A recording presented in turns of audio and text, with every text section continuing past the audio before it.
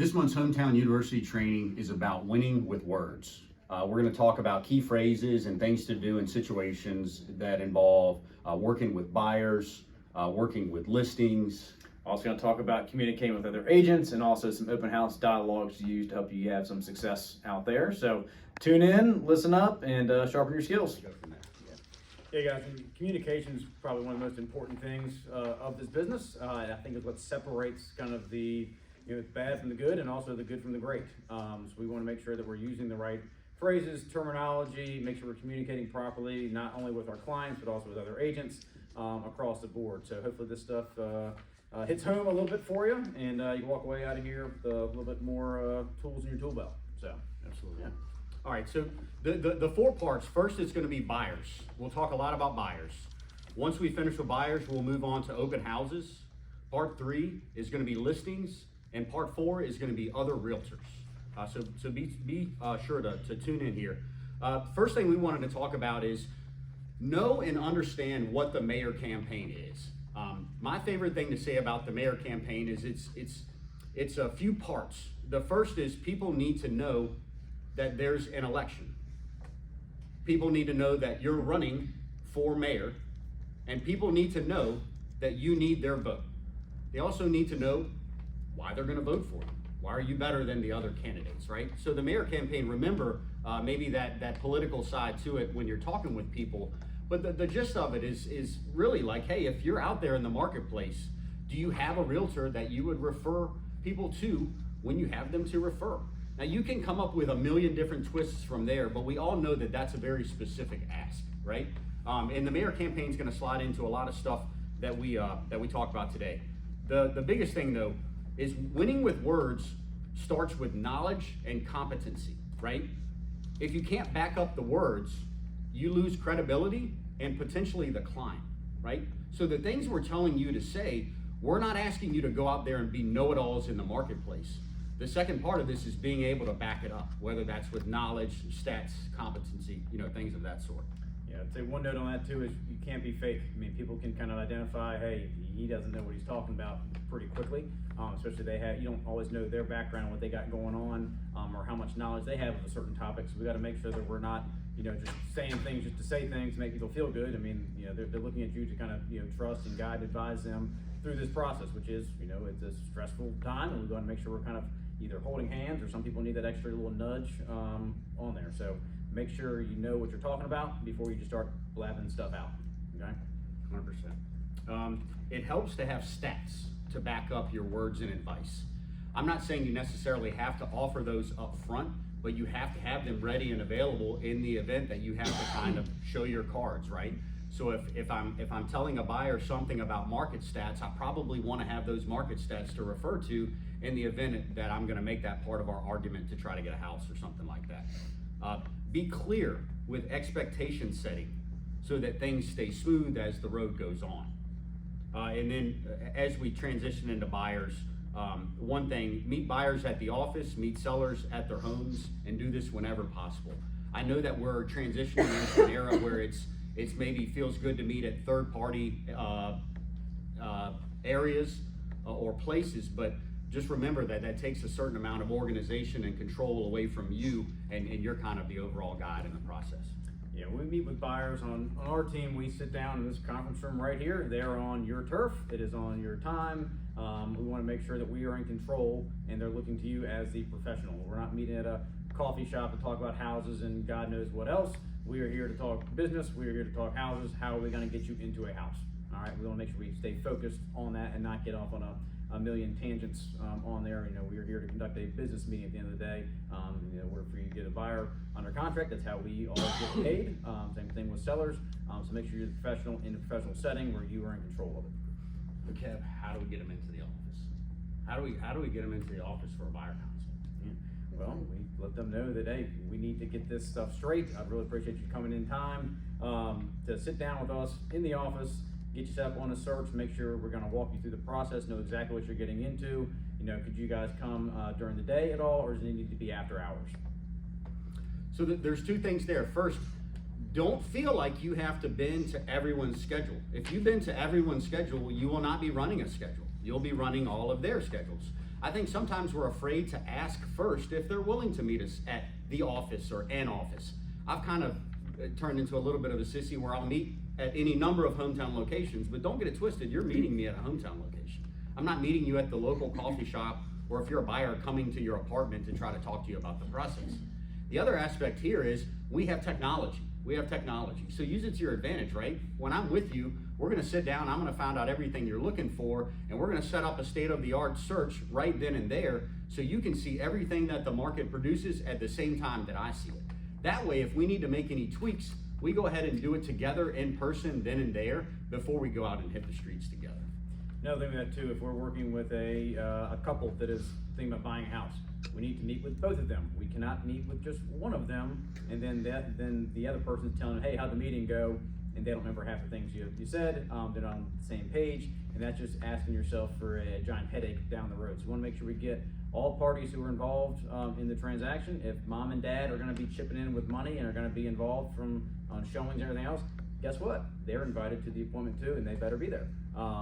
On there, I said, this is serious stuff. We're taking the time out for them and let them know. We're professionals. We want to get you out of time. Our time is valuable, so is yours. Their time is valuable as well. Especially if they're going to be coming from Chesterfield to come sit down here and meet in the Twin Hickory office at 6 o'clock on a Tuesday night. We want to make sure that we get all parties there, that we're all on the same page. That just makes it a very smooth process going forward, and we can all kind of row the boat together. I like that. Row the boat together. Row the boat. All right, so let's talk one-liners here. First one-liner, words to win with. How have you been looking for homes so far? Most of us know the answer to that, right? Like Zillow, Realtor.com, the internet. 90+% of them are starting online. We don't want to answer questions, right? We want them to answer the questions so that we can have the right counters to it, right? Mm-hmm. So Kev, if I'm like, you ask me, how have you been looking for homes so far? And I'm like, man, I love Zillow. Zillow's the greatest. We just spend a lot of time on there. What would you say to that? I hate Zillow. I can't stand Zillow. The misinformation on there is terrible, and I start giving examples. I let people know that I had a listing out here in the Wyndham neighborhood, and it was listed on Zillow as a 2-bedroom, 2-bathroom. It was 2 beds, 1.5 baths. So I could tell exactly by who came to look at the house, who was from Zillow, and who was from an actual realtor who got it from one of our sites. Zillow rounds up. Zillow's not as accurate. They're not going to be the time frames. When you're set up on our search, you're getting things the second hits the market. You're not getting it 3 hours later. We just put a listing on 20 minutes ago. I got 2 showings already. It's probably not even on Zillow right now. So make sure that they know that by using those third-party websites, they're missing out. Information doesn't always line up. I've had people send me houses that are actually like in Texas that popped up on a Richmond area code, and it's like, well, I can't get you into a house in Texas anytime soon. So I like to share a lot of those stories about, hey, Zillow is not the end-all be-all, and I think these estimates, we can go on a whole other thing about that, but that's not really what a house is worth. They factor in the houses that don't sell as well. So those are all things people need to know, and this is our opportunity to educate people on how we work and how to get real live information and put them in the best position to go win and get a house. Yeah, so they come to us, and Zillow or anything like that is kind of like their bread and butter. First thing we point out is the delays, right? Like we have an easy objection handler to the delays, where if we set a custom search up, they get listings by the minute, a minute after they hit the market. Zillow doesn't have that capability. Kev makes a good point too. Use analogies and stories, right? I don't know what the specific story is, but there was some high up with Zillow, and there was a huge issue with the valuation model of his current house, right? So if the guy that's running Zillow can't get the value of his house right, how's he going to get the value of the others right? I think his house sold for $150,000 less than his estimate. Oh man, just $150K. Yeah, It's not that, not that much money, right? You just put your kids through college with that kind of money. Another thing, we are putting a recipe together today and sticking to it after today. If we don't, things won't taste the way we expected. We have the best chance of winning if we stick to the recipe that we come up with together. There's key parts of that, together. We come up with a recipe together, right? I didn't dictate what we're doing. We did it together. We both committed to it together. That's something that I'm gonna bring up down the line in the event that we start straying from the path. Hey guys, don't forget that recipe card. Don't forget what we talked about. Now we're starting to mess with quantities, we're starting to mess with timing, we cannot expect the dish to taste the same way if we keep doing stuff like this. I'm not telling you to scold your clients. I'm telling you to educate them and hold them accountable for the things that they did say they would do in the beginning, the same way that you did. Yeah, same thing on there too, so I'll let clients know, I'm actually not gonna be living with them when they buy the house, it's up to them. You know, I'm not gonna hold a gun to their head and say, you gotta sign here and buy the house, it's up to you. I wanna make sure we give you enough information to make a good informed decision, so you're comfortable moving forward on this house. Okay, so that gives them the kind of comfort level of knowing that I'm looking out for them, I'm holding them accountable to their pricing needs, and when I'm setting up a search, if they wanna be 450 and below, I let them know, do not look at 475s. Everything at 475 is probably gonna go a little bit nicer than the 450s. We wanna hold you accountable to your numbers, and when we set that search up, it's at 450. We're looking at everything 450 and below. We start, you know, kind of skewing from where we go, and we let them know, we know you're gonna jump on Zillow and look at what else is out there, but, you know, keep in mind, best chance to win is right here through our search, get information from us. You know, we're not in a market where we can, you know, negotiate down on that 475 down to, you know, 450. You know, if that opportunity presents itself and it's been on for, you know, 3-4 weeks, that's one thing, but we don't want to get in the habit of looking at stuff outside of our price range, because all it's going to do is every time they got to look at a house, it's kind of like, oh, this is great, but it doesn't have the granite, or it doesn't have the walk-in master closet or something along those lines. So we want to make sure that we're holding them accountable to their price point, okay? I love that. Hold them accountable to their price point. It is not hard to find a nicer house at a higher price point, right? Like, you don't have to be too skilled to do that. In our current market, we are seeing homes sell in blank days at roughly blank percent of them are multiple offer situations. For us, this means X, right? You're letting the buyer know what the market conditions are like, and you're priming their mind for what you know is coming, but they might not know is coming. The experience that they have in their mind may be very HGTV centric, or it may be a complete fabrication based on talking to some buddies. But what you're doing is you're clarifying what's really going on out there, right? So in our current market, we're seeing homes selling blank number of days, and roughly blank percentage of them are multiple offer situations. For us, that means that we're probably going to offer more than list price on a home in most situations. That also means something else is gonna probably happen a little bit. Yeah, you're gonna lose. I let people know you're gonna lose. You're probably not gonna go out there and be, you know, 1 for 1 and hit a grand slam. You know, you're probably gonna strike out a few times, maybe a few foul balls. Like I like to use a lot of analogies with that, so that I try to figure out if people are sports people or kind of what ticks, so I can relate to them a little bit better on there. But you're gonna lose. But if you don't continue stepping up to the plate, you're never gonna get a hit. So you can either, you know, kind of take a few lumps and quit, or you can kind of persevere and eventually get into a house. We got to keep that end goal in mind the entire time. Hey, I know you guys have a kid coming in August, you know, it sucks we just lost this one, but if we don't get back out there on the horse, then you're going to be stuck in your apartment forever, or you're going to be living with mom and dad while you have a baby, and, you know, that may be kind of a nice thing, but, yeah, so we just want to make sure that they're set up for success on that, and just let them know that, you know, there's going to be a few bumps in this road. Another analogy I like to use is it's a roller coaster. There's highs and lows in this thing. We're here all the way here, but we want to stay as much as possible as flat line. We can't get too excited. We can't get too down. This can be a longer, drawn out process, and it is a true roller coaster. So, you know, buckle up and get ready. There's a book called The 7 Habits of Highly Effective People, and one of the 7 habits is beginning with the end in mind, right? Like, and I think in our case, it's actually what we're paid to do, and sometimes clients are gonna do everything they can to get in their own way, right? But if we know what their goals were, we built a relationship with them, we're able to kind of like divert them back a little bit to where we know we need to be. And I think for those of us that have done it for a while, I think we know if we let them get too far off the rails, that unfairly starts calling our credibility into question, and maybe our relationship with that client, because they're so frustrated with the experience. That's preventable, but it takes a lot of coaching. So let's say that they lose, right? Because that's not uncommon in this marketplace. Show of hands, who watches Ted Lasso in here? That's a good show of hands. Thank y'all for that. It's always like you ask that question and 2 go up like, all right, well, this is not going to be very effective at all. But one of the things I took from Ted Lasso, a million things from that show, but think like a goldfish, right? You want to teach your clients what thinking like a goldfish means, and that's I don't know if it's 5 or 10, but 10's probably better than 5. 10-second memory. Let it go, right? Like, we positioned ourselves in the best way possible, and we know we did that. We also talked and said, hey, we've done the best we can, right? And knowing that we did the best we can, we did not win. We have no choice but to think like a goldfish right now, y'all.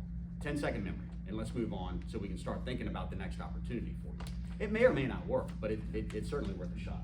Yeah, make sure we're always asking for feedback with our buyers. When you do lose, do have that. It also turns into a learning opportunity. When I ever have listings go under contracts, I just had one this past week where there's 11 offers on it. That means there's 10 losers on there. So I kind of try to give a recap of what kind of price points the houses came in at. Hey, there was 2 in the 350s. There was 1 in 360s. We had 3 in the 380s. We had that. That way they can kind of see where they stack up a little bit.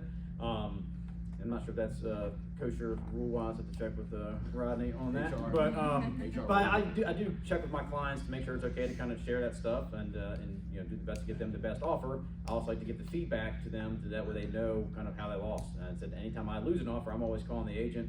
And it's not like I hate you thing. It's kind of like, hey, congrats on the sale. Just kind of want to see how we stacked up compared to the rest of them. That way you can take that right back to your buyer and say, hey, we were way off. All right, so we may need to kind of recalibrate on everything, and hey, we didn't waive the appraisal on it, or we didn't put an appraisal gap clause in there. Well, 7 of the 11 offers that came in had some form of inspection information or break on the inspection or appraisal, and kind of let them know that. That way they can go write more competitive offers. If we don't get that feedback, we're going to continue to do the same thing over and over and over again, and you may end up like a goldfish stuck in your little bowl. But Goldfish don't necessarily have long lives either, so there's that aspect. yeah.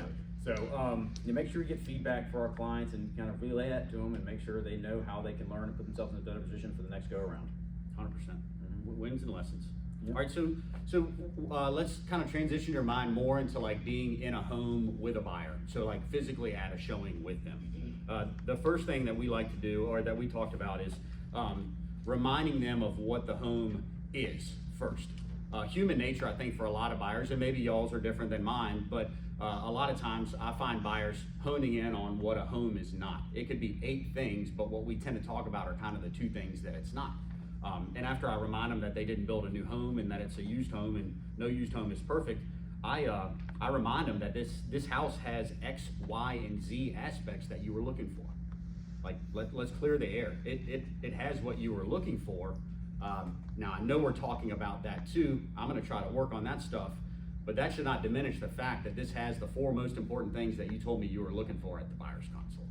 We want them, their minds to get in a state of, it does have 4 of the things that I saw. And we aren't in a market that's perfect for buyers right now. So maybe I need to look at these houses with a little bit more of a keen eye and not be quite as critical as I've been as time goes along, or the same thing will keep happening to me.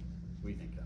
Yeah, I mean, as I'm going through there, I try to act like a home inspector a little bit. I like to point out a lot of things. That we're in a market right now where you have to either, waive inspections or say we're not going to ask for anything $1,000 or less, whatever we may need to do to be competitive.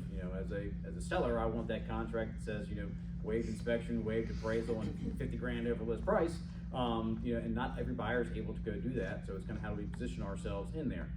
We like to look at the condition of the home when we go through. I like to walk around the outside of the house and see, to kind of look at the foundation. Do I see any cracks, anything that could be potentially wrong? How old is the house? Do we have any potential issues? I like to try to check the HVAC. I always try to put my head in the crawl space if applicable. I'm not really crawling under decks every single time on that, but I do try to poke my head in there and say, hey, this is going to need a vapor barrier. And I always let people know about 85% of houses are going to have some sort of form of mold, mildew like that in the crawl space. Don't freak out. And then that way, and I let them know that in the buyer consult in the office. That way, when it pops up on the inspection, they're not surprised and know that that is typical. It can be addressed. It's not the end all be all. Don't freak out. It's not HGTV where we're smashing walls and finding black mold and stuff like that. That's TV. This is real life on there. So we gotta bring it back to what they're actually seeing in person. And also, the house isn't gonna be perfect. We want to check off as many of their check boxes as possible. But if we get 8 out of 10, pretty damn good. Mm-hmm. So keep that, realizing it. And also, what do they like about the house? I let them talk about that. What do they like? And then the follow-up question to that is, what do you not like about the house? That way they have an opportunity, because they're looking at all the, the shiny, mirrors and all the stuff that looks like HGTV, but it makes them think, what do we not like about this? Okay, maybe the bedrooms or the closets are too small, and it becomes a conversation where, are we okay looking past that because it's got X, Y, and Z that are on kind of the plus side of the column. We wanna make sure they're gonna be comfortable in the house, for the long run, and if we're putting them in something that they don't like, we wanna make sure we kind of think about this. And sometimes people get back and realize, hey, man, that house didn't have a pantry. That one does pop up from time to time, so just make sure we're kind of looking at things and point out, and I look at it, you know, if I was living in here, if I was in their situation, this is a house that would check off a bunch of my boxes. The only way to do that is to ask the question and make sure that they're giving you some feedback on the actual house, on there too. So, you know, what do you not like, about a house is always a great question to kind of get them talking. You may think they like everything about it, and they throw something like complete oddball at you, which is a very, you know, easy fix or a simple objection to handle. And sometimes you can kind of negate some of their issues, what they think are issues, which may not really truly be giant issues or deterrents for the house. When talking about the issues, Kevin and I were talking about this a little while ago, and this is just a general tip. You want to have some general knowledge on home inspection stuff, some general, let's say general pricing knowledge, right? Like a window sash, replacing carpet in a few rooms. You want to have some general ideas so that you can normalize some of these things that they may think will cost them $10K or something like that, you know? So there's not really a way to have that knowledge if you're not shadowing veteran agents, going to classes, stuff like that. So just remember the importance of training. So like a logical sequence of events here. This house has X, Y, and Z aspects that you're looking for. Do you see yourself living here? Great question to ask. Do you see yourself living here? And then my favorite, this is kind of the last question I ask them, and I'm not saying it's right or wrong, but the last question I ask them is, what would make you not buy this home? Mostly, selfishly, I need specific feedback if I feel like I'm gonna be a good buyer's agent. I hate vague feedback from buyers on my listings, so I try not to be that guy. But really what I wanna know is that something that I can handle objection-wise? Is the reason they don't want it a true no, or is that something that we can work on? If I don't have that information, I really can't do a whole lot with it. Yeah, and even houses that they like don't love, or they say, oh, I'm not gonna buy this one. I always ask them too, like, oh, I'm gonna need to give the listing agent some feedback. So, you know, what are kind of some more specific reasons and why you didn't like it, so we can let them know.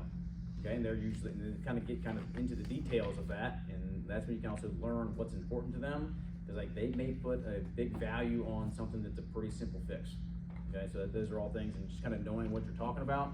And for me, like I said, the $1 million question is, do you see yourself living here? And then I shut up. I'll let them think about it. I'll let them talk through it. I'm there to kind of answer any questions, but I'll let them kind of think and process through. Because guess what? I'm not the one who's going to live in the house with them. You are.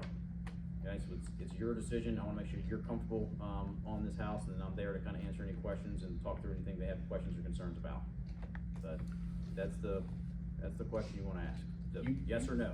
You see yourself living here. You have to have those answers, right? Like otherwise you're going to create those answers and there's no way of knowing if your answers are the right answers or not, right? So if you know what they like about the home, you know what they don't like about the home, first you've got great feedback. You've got opportunities to try to serve them better as time goes on. Maybe they end up moving forward with that house if you can handle the objections, right? But you've given yourself choices in lieu of being a tour guide.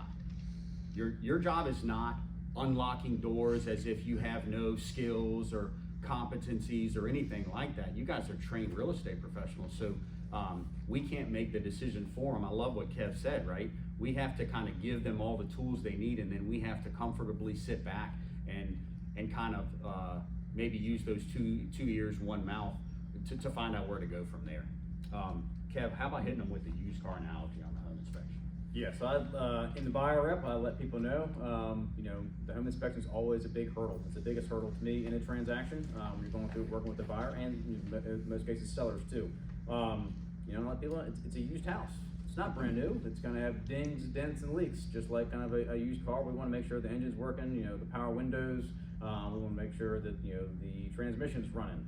But if we got a few scratches, we got a few dents, there's gonna be some oil in the driveway or something like that to leak. As long as we don't have a gigantic puddle that we're slipping on when we get out of the car, then we usually we might be okay. But it is going to have some issues. It's a used house, all right? It's not going to be perfect. Perfection is not a word I like to use in real estate, even with new construction. It ain't perfect.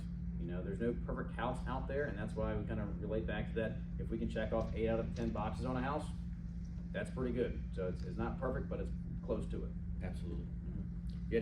Sometimes I use an analogy that says, hey, really what we're worried about are the bones and organs of the house, not the lipstick and mascara. The bones and organs need to be functional, right? Like we can't have anybody dying on us, but at the end of the day, makeup can change in the morning, the afternoon, the weekend, if like something's really popping off, right? Like those things are not nearly what it means to have a working heart, you know what I mean? Like, and organs that function properly, like a roof, HVAC, and like Kevin said, nasty crawls. Yeah, cosmetic versus, what actually makes the house function too, like I love a house that's got awful paint because I know people are gonna be turned off because of the awful paint. But walls are still there, still strong structure, it's not falling in, you can update stuff as you go through. You don't have to take it just the way it is. I mean, anybody who moves into a house, they're going to do something to it. Paint's a pretty easy one to, hop over. Like I live in a house that's, they had someone living in it for 50 years. They've taken care of the, they have everything serviced, maybe over serviced and overdone, because it's super clean. They're super detailed, a lot of things, but they got carpet from 1978 in there, and they have wallpaper that hadn't been changed in God knows how many years. Those are the houses to me where it's a good solid house. Do you like the layout? Because we can paint this thing no problem at all, and that's a pretty minimal cost, and you get to select that out. We're not talking about flipping a whole on kitchen renovation or something like that. You can also paint there's ways to go about it. You also got to know what your client's budget is and what they can do or what they can't do. Some people who want to have that HGTV house, but they're doing it on the Dollar General budget. That may not be the best one for them, or they need to kind of, like I said, recalibrate what they're looking at, or kind of what they're going to be okay, accepting as far as the house goes. That may be a little bit older, may have some colors that aren't great, but that stuff can all, take time. This is an investment. You got to look at it that way. The good investments take time. They're not, if they get rich quick things, those tend to not work out so great. So make sure we're making a good, smart decision. Make sure the layout works for them, and so the cosmetics can change everything. Especially if you've got the knowledge on what it takes to remedy some of those cosmetics, right? Like if you know on average what a painter may charge to paint a 3-bed, 2-bath rancher, you have access to this information. A lot of the action is gonna be on y'all though to get the answers, right? But you can get it. Okay, so we're gonna talk a little bit about open houses. Part 2 is kind of open houses. And we were trying to think about y'all, what we felt like people have the hardest time with in open houses is getting information, getting accurate information, and then really feeling like they get some type of commitment. I'm not saying a heavy commitment or a sign here today or anything, but not feeling like you spent 3 hours in a model, got no contacts, no follow-up Monday or anything like that. You go home feeling like a bum or I don't know, something like that.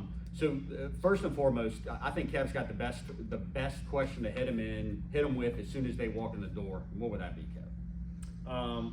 One's like, how'd you get here? How'd you find the house is kind of the initial one to kind of break the ice a little bit. Was it from a sign? Did you see it on Zillow? Did your agent send you by here? So how'd you find us here today? And thanks for coming by. And then, once you kind of get that out of the way, so what agent are you working with? And if you hear what the silence, that's a pretty good opportunity to, start digging a little bit deeper and know that, hey, this person's a little bit worth more of my time than the other person is. I'm working with, somebody else, and, continues looking at the house. I'm not, I'm at an open house to find, new buyers. Obviously I'd love to help sell the house for the listing agent, or if it's even my clients, love to get it sold, but I'm there to pick up new people. If you don't ask, who they're working with, if you let people kind of walk in and out of the house without making those questions, then you're wasting your Saturday or Sunday or your Friday evening, sitting in a house not doing anything. So make sure you ask, who you're working with.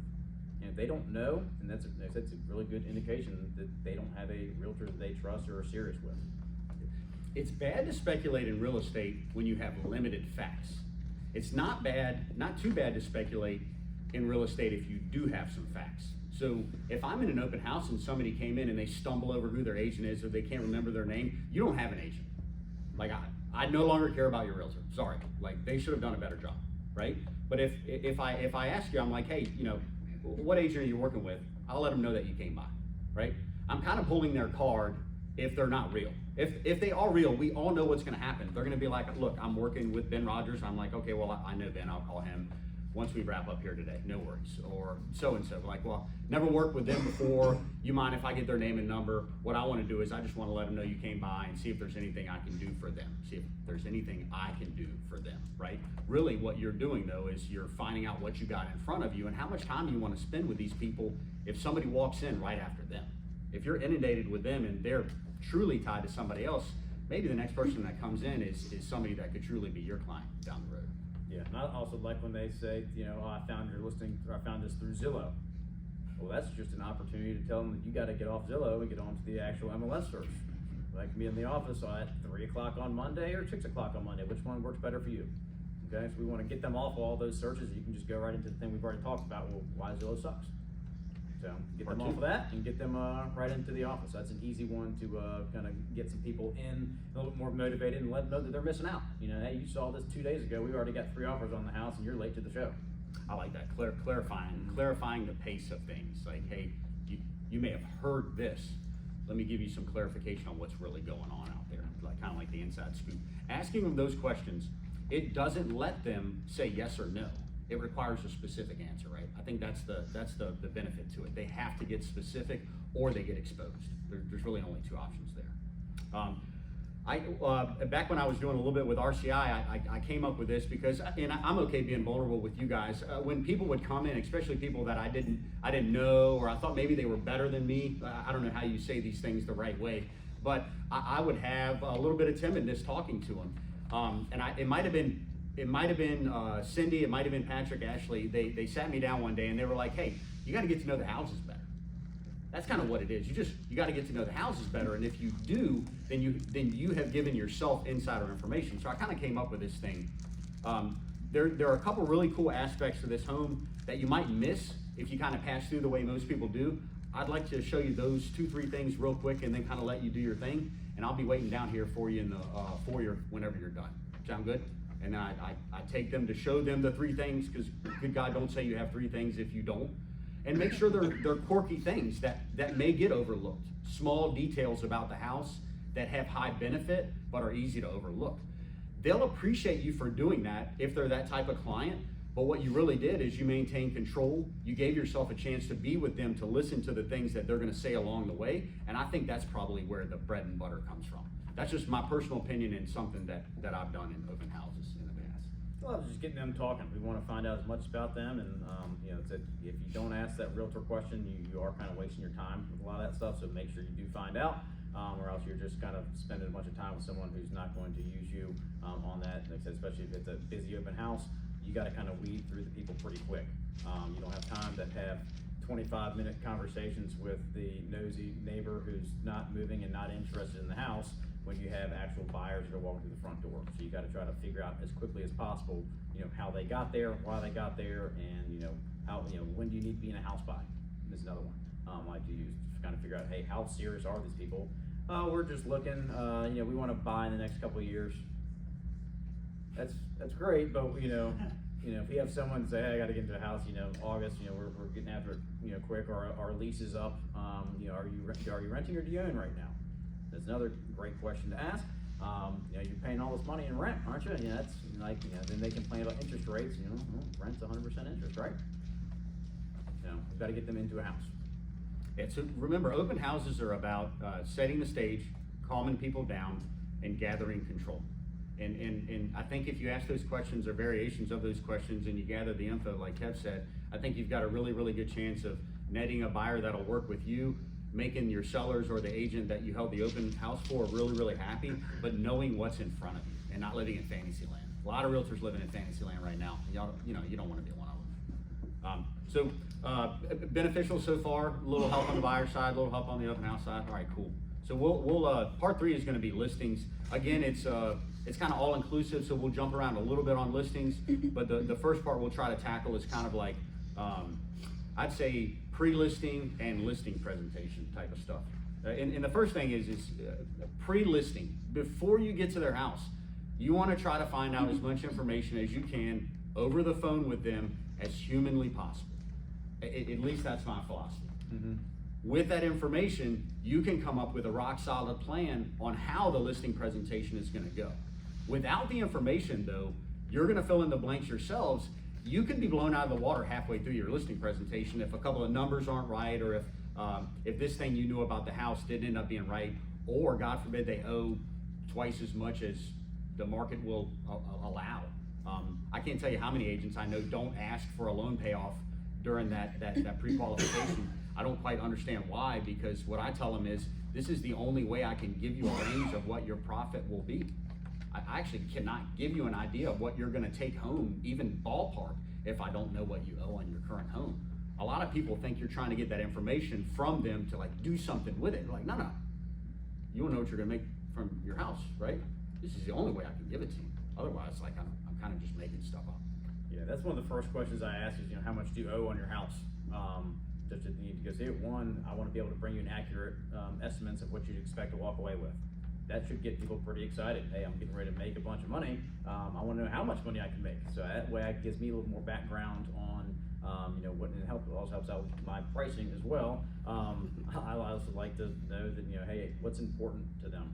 Is timing more important, or do they want to get top dollar? Are they kind of ready and willing and able to go drop $20,000 in to paint the entire house, do the carpet, replace light fixtures, put some granite countertops in, or are they just ready to kind of dump it? What's the situation? Do the best you can to find that out on there. But yeah, getting to the root of how much they owe and how much can you walk away with. Actually gets people excited on it. I also ask for pictures. What's the favorite thing about your house? And then what if you were to stay, what would you want to change, or what do you think needs to be done to help get it sold quickly? So we have old carpet, we have old paint, we haven't updated our bathrooms, and then my job is to kind of help in there, go in there and guide and advise them of do you need to do all this sort of stuff? Is there a return on it, or should we just the way the market is now? Are we able to just kind of get the pictures up running, get it cleaned up a little bit, and then put it on the market and save them that time, hassle, make it quick, simple, and easy? Or they want to sink in 2-3 months getting it ready and try to maximize their value. Those are things we want to find out. And also the pictures, to me, is the sneakiest, best thing that we do, because that way you can kind of get a preview of what you're walking into. If you don't really know, which it's tough to talk about a house over phone or picture it in your head, I need to see actual pictures. Hey, if you don't mind, can you send me some pictures of the outside, the front exterior? I love a picture of the backyard, and then kitchens, bathrooms, and kind of your main living space. And then they'll shoot those over to you. Now and that's going to help you bring more accurate price information over to them. So that's what I let them know. So if you send me some pictures, I can bring you some more accurate info. Yeah, that's strong. I didn't think about the picture aspect of it. I get pictures when I do a battle plan walkthrough, but how much more familiar could you be with a house if you actually got some pictures ahead of time? Again, like, no fear in asking these questions. This is if you don't know, you'll never know, right? Like you have got to swing to make contact. So don't get too caught up in what you think will happen if you ask these questions. Just try to ask them to see what will happen, right? I think with what Kev was saying, let's say it's a Hanover listing. Like, look, whether you're selling as is to maybe an investor, or we're fixing this bad boy up and selling it for top market dollar, there's a very high chance that someone from my firm is going to sell this house. What I want to do is I want to try to get familiar with your position on that as soon as I can, so I know which pond we're fishing in. Have you thought about whether you want to go as is, or if you want to make some repairs into it? Kind of like Kev was saying, set the table before you get there, and then you can show up giving the right kind of advice. When it comes to, I think sellers, a lot of, not fear, I don't know what the right word is, but a lot of the apprehension we have going in, I think, is worrying if we're going to give them the right price, right? Especially if we have competition. Some Yahoo comes in and talks a better game than you, might not be as good as you, but the seller can't get over the dollars, right? So this is just me personally. Kev might even be different, and keep in mind we're two different people here, but I'm okay asking sellers about all of the snooping and eavesdropping and gossiping that I know they've done already. So I'll ask them, are there homes that you've seen that you think are comparable to yours? So-and-so over on so-and-so street sold last week for blankety blank. Usually the number they give me is not even the actual sales price. It's like, okay, but we won't worry about that. Thanks for giving me the measuring stick of what you think your house is worth and who you think you stack up against. When you talk to your family members, friends, neighbors, whatever, have you heard anything about the possible value of your home according to them, right? There's nobody more opinionated and nosy than most of these neighbors, especially in suburbia. Tony over there got so-and-so for his house. No, he didn't. But cool, we'll play this game I'm in the intake phase, right? So tell me what everybody said, and I'm gonna cultivate all of this before I sit down in front of you, and I'm gonna have something that I believe speaks your language while still helps me win, you know, what I know I've gotta do. What do you think, Doug? Yeah, one of the ones I'd like to use is, you know, what do you think your house is worth? And some people will be like, well, that's your job to tell me. That's right, you're here. Other people will tell you exactly what they think it's worth, and then that way it kind of gives you some parameters to go off of, where, you know, pricing, you know, that may be on the maybe a little bit on the lower end of what you think it's worth. Well, that's great knowing that you can, one, exceed expectations when you go there with your pricing. Two, it lets them know that, you know, hey, they think their house is only worth $450. I think it's kind of worth $475, but if we price it at $450, you know, we may be able to, you know, get 5, 6, 7 offers and have waived inspections, better terms, all of that. So you kind of have some wiggle room to play with on there, or maybe they, hey, let's put a few extra dollars into the house, 'cause I think we can get more out of it than it's than you think it's worth right now. So try to find out what they think it's worth in their eyes, and that gives you a little more ammo to go forward and with your pricing. I think a good way to wrap up listings is, guys, I got us covered. Guys, I got us covered. We gotta make all these repairs, we gotta do this, guys, I got us covered. And be covered, right? Have your affiliates, have the push buttons that you need to help them with their problems, right? But be the guide, right? Like, I don't know where I heard it, but there's a big difference between a hero and a guide. The hero in a story is typically in peril at various points, and the guide is the one that comes in and saves the day. The person with the wisdom, the experience, the knowledge to make sense of the situation. You don't need to be the hero. Like, I know society makes us think that heroes are the most important people right now. Be the guide. They need your guidance, and if they're nervous and you're like, hey guys, like, I got this. Well, what about this? I got that. It's blank. You're gonna take their stress levels down early, and if you take it down early, there's a good chance that you can keep it there as the process goes along. If it starts high, there's a chance it could escalate or stay there the whole time, and that's not good for anybody if you're in the referral business. Part four is other realtors. We kind of added this last minute, but we realized there's very little in training that has to do with the communication realtor to realtor. And that's where all the business is, right? So when you're, Kev said you can beat a lot of other agents by simply communicating. And by communicating, we mean with your phone up to your ear, or if you help me be fancy like Benjamin did, they have like no cord earphones now, very fancy. You can also make phone calls that way. What I'm not talking about is text messages and emails. I get all kinds of grievances from realtors about getting text messages and emails, and then I watch those same agents send text messages and emails in certain situations. My advice to you is to come up with a universal policy. If you're gonna be a text person, put that cape on and wear it. You know, I don't agree with that, because I feel like if you pick the phone up and you conquer your fear, you're gonna find out what happens faster. If you take one of these other avenues, you're gonna drag it out as long as technology possibly can, and in the meantime, you're gonna be filling in all these blanks yourself with a bunch of silly, dramatic answers. Pick up the phone and call them, right? Pick up the phone and ask. Pick up the phone and tell them where you're coming from, and I think you've got a better chance of success after that. Yeah, I'll just give you a quick note. I had the listing in Chesterfield that had 11 offers on it. We started showings on Thursday, plan on reviewing offers on Sunday. I had one agent go in there on Thursday, wrote an offer right away. Then I had another agent, a hometown agent, come through, and he wrote an offer right away. And then from the first agent that wrote the offer, I got a transaction desk email when I went to go reply. It's do not reply at transaction desk. So I don't even have the person's email address. I have to pull up the actual contract and find them. I never received a text message or a phone call. I just received the email with the contract in it. I haven't spoken with this agent. They don't know what we want for our close date. They don't know what terms we need, what's important to the sellers. And yeah, they were one of the people who received the loser email on Sunday. So, you know, and of those 11 offers, I only had 4 agents reach out to me, like voice to voice, phone to phone. It was a couple text messages. I had a couple people just kind of shoot some emails, some questions. You know, but the person and the hometown agent is the one that got it. They called me on Friday to check in and see, hey, is our offer still good? How are we stacking up? You know, we'd had another offer come in that kind of pushed theirs a little bit. They revised their offer, sent over a new one. Same thing happened on Saturday.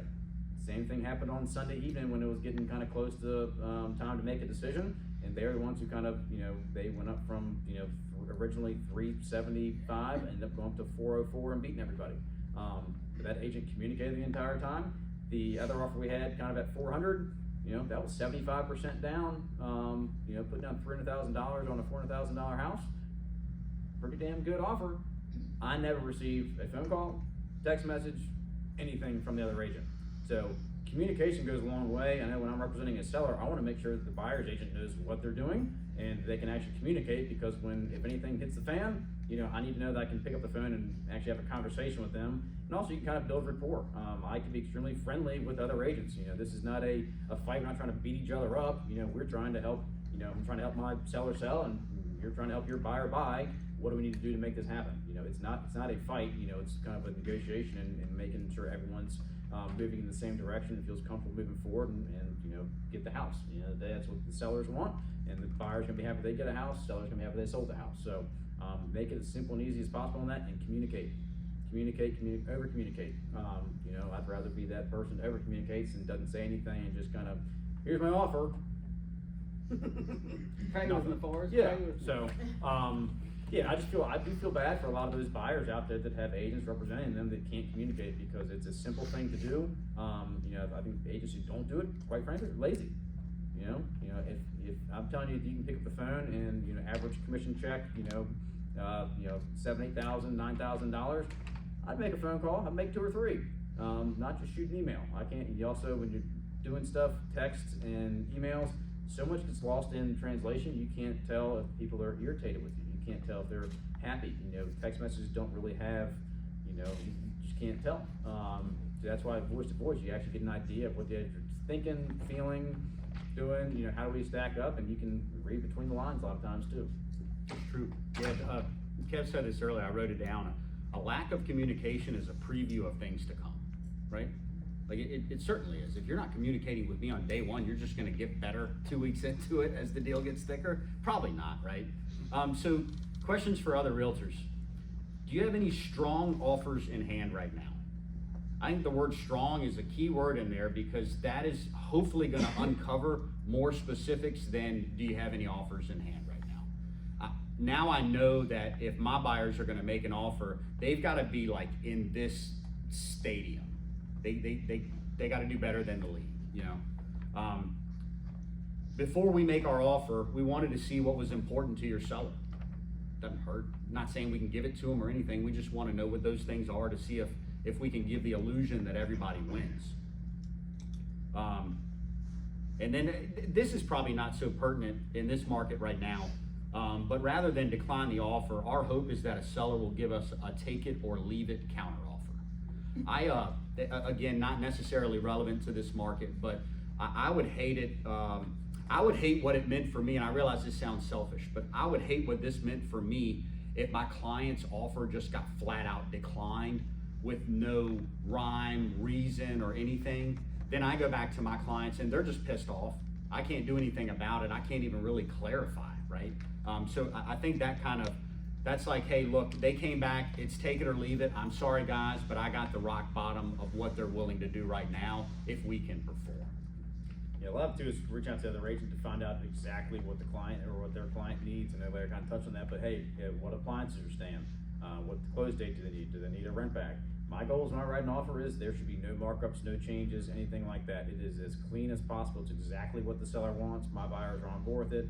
We let them know, and that's just showing them too, to not only the other agent, it's just we know what we're doing. We know how to do it. This is exactly what your seller wants. We're putting it right in front of you. There should be no changes need to be made to it on that. And that's how to me, that's much better. And then also when you submit offers, please do not submit 7 PDFs. Make sure it's in one PDF. When you're trying to go through and review things, you have to download 7 things. I'm already pissed off at you. I also hate computers, but get a it's better just me, office. but, Work for a better company. Yeah, so I'd rather have everything all there, and also if you turn in all the paperwork, my offers tend to have 19 pages on them because there's every disclosure, there's everything in there, everything's signed off on, it's everything that's needed in the entire transaction up front. Once, I don't want to go back and do paperwork every single day. I'd rather get it done all at once.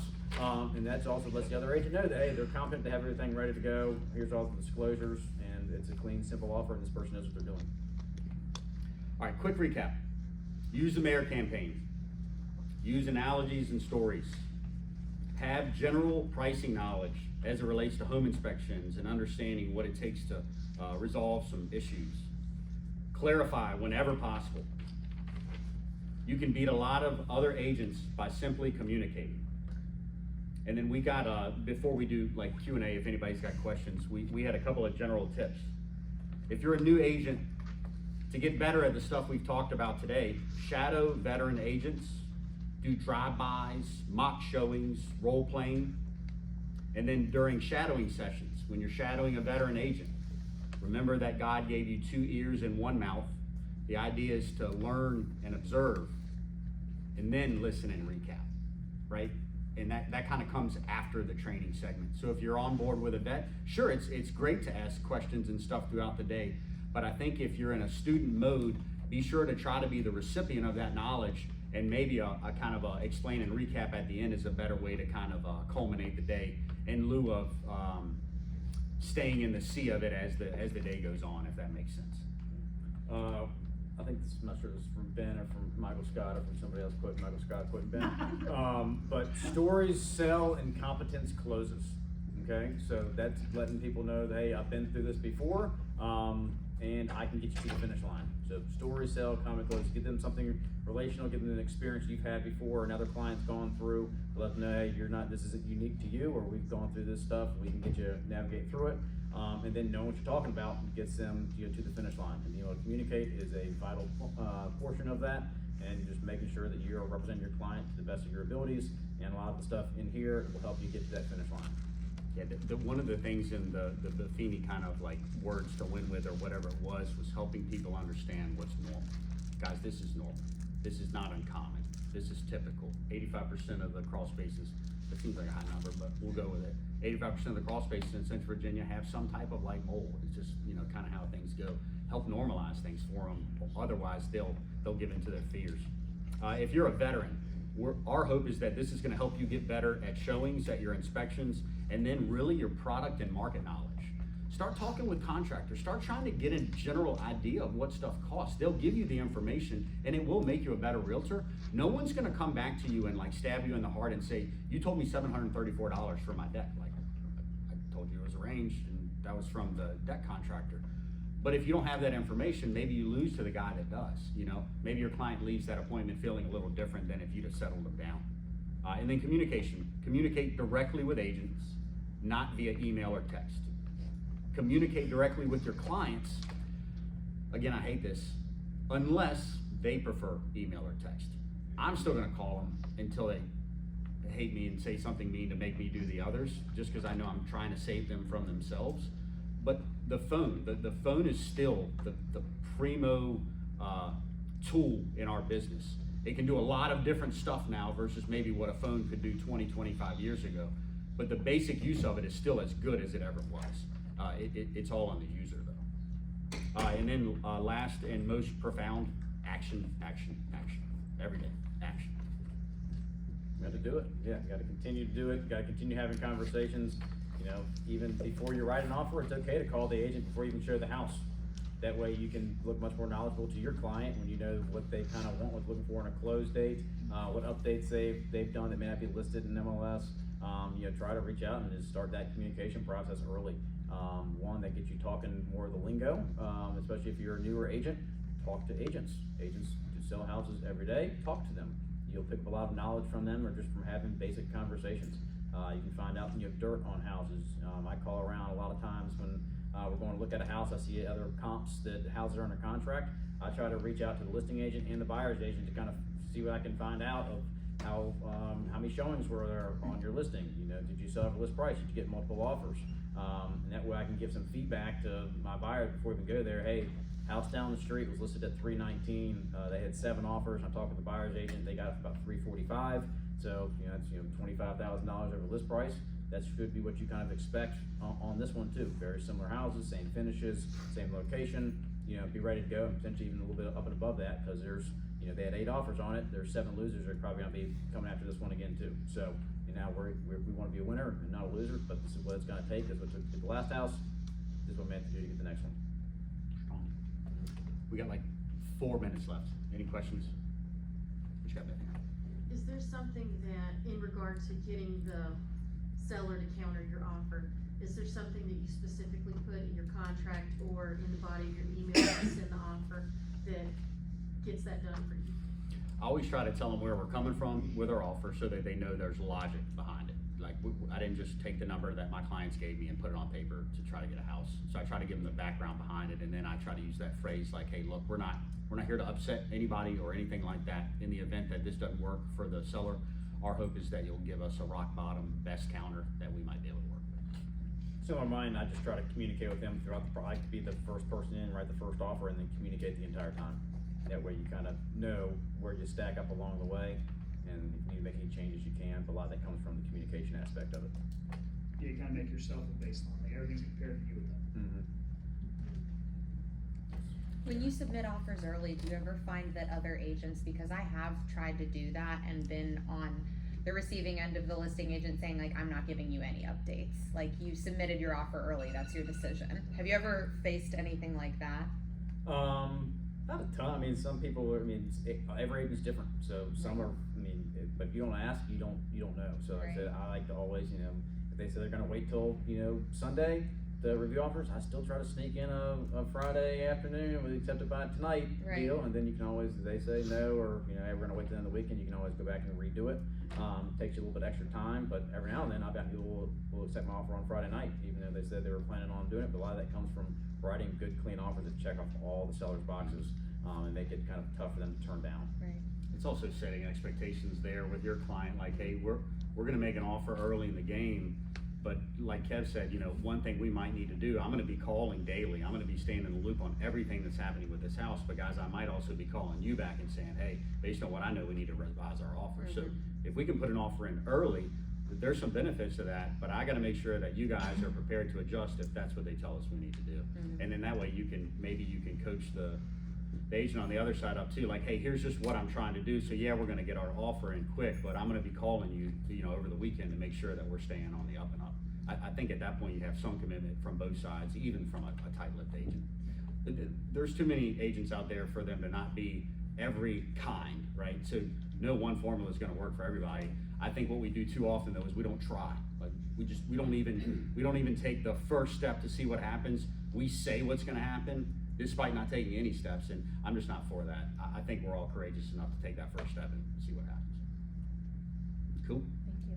All right, y'all. Somebody sell Great something. job. I like that. Thank you.